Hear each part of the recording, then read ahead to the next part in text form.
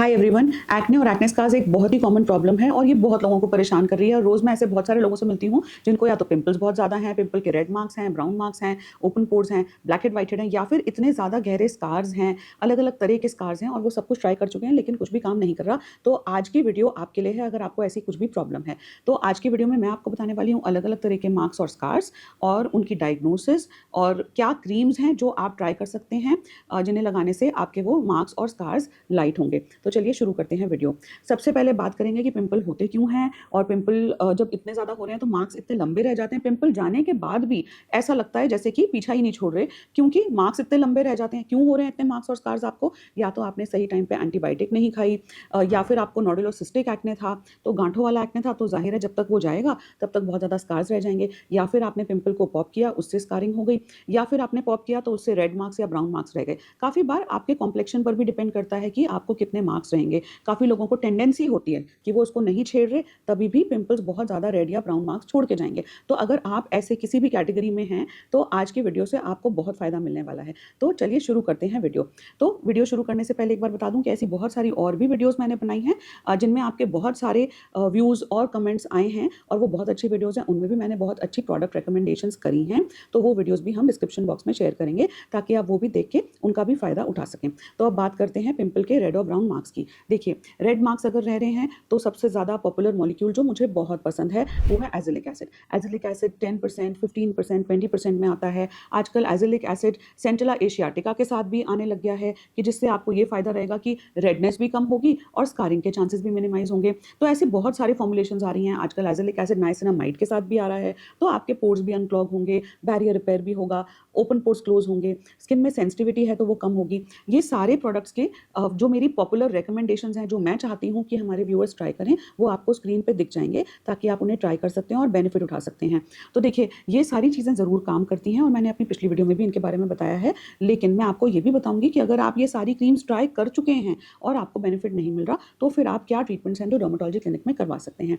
अब हम बात करते हैं रेड मार्क्स के बाद ब्राउन मार्क्स की। अगर बहुत ज़्यादा ब्राउन मार्क्स हैं तो आपको चाहिए ऐसी क्रीम्स जो बैरियर रिपेयरिंग प्रॉपर्टीज़ तो हो ही, और ताकि स्किन ड्राई डिहाइड्रेटेड ना हो, साथ ही ऐसी क्रीम्स जो स्किन को और इरिटेट करके और ब्राउन मार्क्स ना करें, और आपको चाहिए ऐसी क्रीम्स जो ब्राउन मार्क्स को जल्दी से लाइट करें। ऑफकोर्स इस पर भी मैंने सेफ स्किन लाइटनिंग क्रीम्स की वीडियो बनाई है जिनमें बहुत ज़्यादा व्यूज़ हैं और ये सारी बहुत अच्छी क्रीम्स हैं। लेकिन साथ ही अब कुछ नए प्रोडक्ट्स आपको बताने वाली हूँ, क्योंकि ये नए प्रोडक्ट्स आप ट्राई करें। अगर आप वो पुरानी क्रीम्स ट्राई कर चुके हैं, रिजल्ट ज़्यादा अच्छे रहेंगे। इसमें लेटेस्ट फॉर्मुलेशंस हैं और ये सारी रिकमेंडेशंस आपको स्क्रीन पे दिख जाएंगी।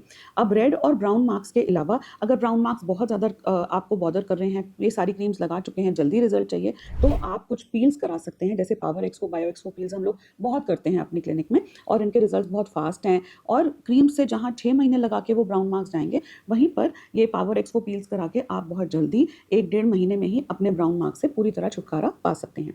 ये तो हुई बात रेड और ब्राउन मार्क्स की। अब ये वीडियो खास तौर पर है एक्ने स्कार्स के बारे में। तो एक्ने स्कार्स क्या होते हैं, कितने तरह के होते हैं? देखिए, अगर आपने सही टाइम पे पिंपल्स को ट्रीट नहीं किया, या आपके बहुत मोटे गांठों वाले नोडुलोसिस्टिक एक्ने थे, या आपने पिंपल्स को पॉप कर दिया, या फिर आपको हार्मोनल एक्ने है, तो काफ़ी चांसेस है कि स्कारिंग हो सकती है। सही टाइम पे एंटीबायोटिक नहीं खाई तो भी स्कारिंग हो सकती है। क्यों? क्योंकि जब तक वो पिंपल हील होगा तब तक पिंपल के अंदर का बैक्टीरिया आपकी स्किन को डैमेज कर देगा, तो उससे फिर जब तक वो पिंपल जाएगा तब तक वो काफ़ी गहरे स्कार्स रह जाएंगे। स्कार्स कितने तरह के होते हैं अब जल्दी से वो देखते हैं। इसमें अलग अलग तरह के स्कार्स हैं।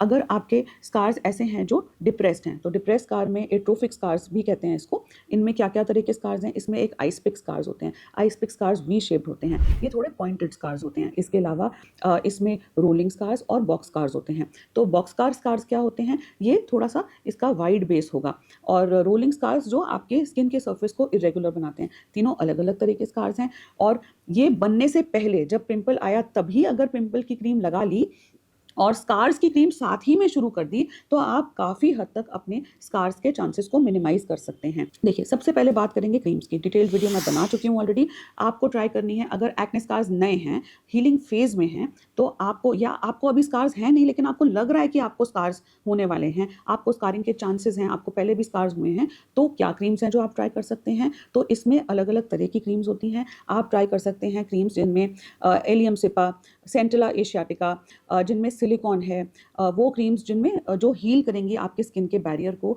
और कोलेजन रीमॉडलिंग करेंगी। तो ये अलग अलग तरह की क्रीम्स अवेलेबल हैं। और स्किन में अगर बहुत इरिटेशन के चांसेस नहीं है तो रेटिनॉइन बेस्ड क्रीम्स, ये सारी क्रीम्स में आपको स्क्रीन पे आपको दिख जाएंगी। क्रीम्स मेरी पॉपुलर रिकमेंडेशन जो मैं चाहती हूँ कि आप ट्राई करें, जिनसे आपको मदद मिलेगी। इन सब में से मेरा फेवरेट है सेंटिला एशियाटिका। ये मैं बहुत बार अपनी पिछली वीडियोस में भी बता चुकी हूँ। सेंटिला एशियाटिका इसलिए मेरा फेवरेट है क्योंकि ऑफकोर्स ये थोड़ा सा लेटेस्ट मॉलिक्यूल है और अब जाके पॉपुलर हुआ है, लेकिन आजकल ये हर क्रीम में है। मैंने अपने पेशेंट्स में देखा है कि जब इसको शुरुआत में ही अगर लगाना शुरू करें तो स्कारिंग के चांसेस पूरी तरह से मिनिमाइज हो जाते हैं। तो ये सारी क्रीम्स की रिकमेंडेशंस आपको स्क्रीन पे दिख जाएंगी। अब बात करते हैं कि अगर आपने क्रीम्स लगा ली, बेनिफिट जितना मिलना था मिल गया, लेकिन अभी भी आपको स्कारिंग है या आप लेट हो गए और इस वजह से आपको स्कारिंग है, तो अब अपन ने क्या करना है? तो अब ऐसा है कि हमें लेजर्स के ऑप्शंस हमारे लिए अवेलेबल हैं। देखिए, मैंने आपको 3 तरह के स्कार्स बताए। मैंने आपको ये सारे एट्रोफिक स्कार्स हैं, ठीक है ना? अब हम आगे मैं आपको हाइपोट्रोफिक स्कार्स के बारे में भी बताऊंगी। तो अब मैंने आपको बताया कि ये एट्रोफिक स्कार्स में क्या करना है। अगर आपको वी शेप स्कार्स हैं तो कोई भी क्रीम काम नहीं करेगी, आपको टीसीए क्रॉस से ही मदद मिलेगी। टीसीए क्रॉस ऐसी टेक्निक है जिसमें टीसीए आपके स्कार पे लगाया जाता है और इसकी क्योंकि बड़ा ही लोकलाइज्ड इसका हीलिंग होती है और इसका जो कोलेजन रिमॉडलिंग होती है वो इस तरह से टीसीए क्रॉस किया जाता है कि सिर्फ उसी पॉइंट पे लगाया जाएगा जहां पे आपको आइस पिक स्कार है। इसलिए बहुत ही अच्छा रिजल्ट है इसका और बहुत अच्छा आपका जो वी शेप स्कार्स हैं वो बहुत अच्छे रिजुविनेट हो जाते हैं, शैलो हो जाते हैं और विजिबिलिटी कम हो जाती है।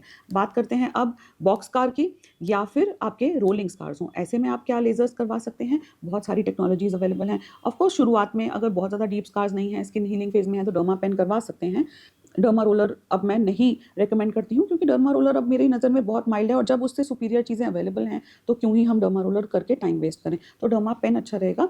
और लेकिन डर्मा पेन से भी ज़्यादा सुपीरियर अगर आप कुछ करवाना चाहते हैं तो वो है CO2 लेज़र फ्रैक्शनल या फिर micro needling radio frequency. CO2 ज़्यादा एग्रेसिव है, 3-4 दिन का डाउन टाइम रहेगा और MNRF या माइक्रो नीडलिंग रेडियो फ्रीक्वेंसी उतना ज़्यादा एग्रेसिव नहीं है। हमारे क्लिनिक में हम इंसुलेटेड नीडल से MNRF करते हैं तो एपिडर्मल डैमेज मिनिमल होता है और 1-2 दिन में ही आपकी स्किन हील हो जाती है। और ये दोनों टेक्नोलॉजीज इस प्रिंसिपल पे काम करती हैं कि कोलेजन रिमॉडलिंग होगी। जब हम वो स्टिमुलस देते हैं आपके कोलेजन को कि वो टूट के फिर से कोलेजन रिमॉडलिंग के फेज में जाए, ये उसी प्रिंसिपल पे काम करता है कि जो अगर आपको कहीं चोट लगी अपने हाथ पे तो आपकी स्किन खुद से हील होगी, तो जब वो हील होगी तो कोलेजन वहाँ बनेगा। तो उसी तरह से समझ लीजिए कि हम एक सूडो ट्रॉमा पहुंचा रहे हैं आपकी स्किन को ताकि वो फिर से हीलिंग फेज में चली जाए। और अब वो हील होगी तो जाहिर है कि स्कार्स शैलो होंगे और कम विजिबल होंगे और बहुत ही आपके स्कार्स पहले से बेहतर लगेंगे। अब बात करते हैं कुछ ऐसे ट्रीटमेंट्स की जो आप इन चीज़ों के साथ क्लब करवा सकते हैं। तो क्या है वो ट्रीटमेंट? एक ट्रीटमेंट जो सब्सिजन है वो भी मुझे बहुत पसंद है। अगर स्कार्स बहुत ज़्यादा नीचे से आपको लग रहा है डीप हैं और वो स्कार्स आपके फाइब्रस बैंड्स जो स्किन में है वो स्कार्स को नीचे की तरफ पुल कर रहे हैं, तो फिर आप क्या करेंगे? आप सब्सिजन करवाएंगे लेजर्स के साथ। तो सब्सिजन जब करेंगे तो फाइब्रस बैंड्स ब्रेक होंगे और स्कार अपने आप लिफ्ट होगा। साथ ही आप लेजर्स के साथ एक और चीज़ जो कंसिडर कर सकते हैं वो है GFC या फिर एक्सोसोम्स। तो GFC क्या है? ये PRP का थोड़ा सुपीरियर वर्जन है जिसमें प्लेटलेट्स की जगह हम प्लेटलेट्स में से ग्रोथ फैक्टर्स निकाल के उसको इन्फ्यूज करते हैं आपके लेजर्स के साथ। और एक्सोसोम्स में भी बहुत अच्छी वुंड हीलिंग प्रॉपर्टीज हैं, तो आप GFC की जगह एक्सोसोम्स भी करवा सकते हैं। काफ़ी सारे लोग सब्सिजन, GFC, एक्सोसोम सब कुछ एक साथ भी करवाते हैं अपने लेजर्स के साथ ताकि रिजल्ट्स थोड़ा ज़्यादा जल्दी भी आए और ज़्यादा अच्छे रिजल्ट्स हों। अब बात करते हैं उन लोगों की जिनको हाइपरट्रोफिक स्कार्स हैं। तो हाइपरट्रोफिक स्कार्स का मतलब क्या होता है? ये स्कार्स ऊपर उठे हुए होते हैं। ये अलग तरह के स्कार्स होते हैं, इनको पेपुलर स्कार्स भी बोलते हैं। ये ज़्यादा कॉमन है नोज़ और चिन के एरिया में। तो चीक्स पे अगर स्कारिंग होती है तो वो गड्ढे जैसे होते हैं, वो एट्रोफिक होते हैं, वो डिप्रेस्ड होते हैं। लेकिन अगर नोज़ या चिन पे पिंपल के स्कार्स रह जाएं तो ये ऊपर उठे हुए होते हैं, ये हाइपरट्रोफिक होते हैं, ये पेपुलर स्कार्स होते हैं। इनकी अप्रोच बिल्कुल अलग रहेगी। अगर क्रीम्स ऑब्वियसली आप लगा रहे हैं टाइम पे तो ये स्कार्स कभी बनेंगे ही नहीं, लेकिन अगर आपने उस समय ट्रीटमेंट नहीं किया, अब स्कार्स बन चुके हैं, अब क्या करना है? अब हमें लेजर्स कराना है और साथ में IL के यानी कि इंजेक्शंस लगाने हैं। वो आपके डॉक्टर आपको रेकमेंड करेंगे, वो स्टेरॉइड के इंजेक्शंस होंगे, वो इन्हीं स्कार्स पे लगाए जाएंगे ताकि ये स्कार्स फ्लैट हो जाएं और शैलो हो जाएं, उनकी विजिबिलिटी कम हो और वो जो ऊपर उठे हुए दिखते हैं ऑब्वियसली अगर आप लड़की हैं, अभी तक मेकअप भी ट्राई कर चुके होंगे, मेकअप से भी ये स्कार्स नहीं छुपते। तो अब हमने ये ट्रीटमेंट कराना है जिससे कि स्कार्स हमारे फ्लैट होते जाएँ। तो जब ये फ्लैट होते जाएँगे तो रिजल्ट्स अच्छे रहेंगे और फिर आपको मेकअप की ज़रूरत भी नहीं पड़ेगी। आई होप आपको वीडियो इन्फॉर्मेटिव लगी। स्किन और हेयर के ऐसे और इन्फॉर्मेटिव कंटेंट के लिए आप हमें यूट्यूब और इंस्टाग्राम पर भी फॉलो कर सकते हैं।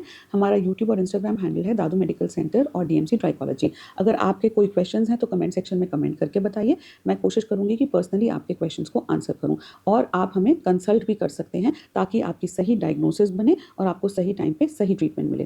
Thanks for watching.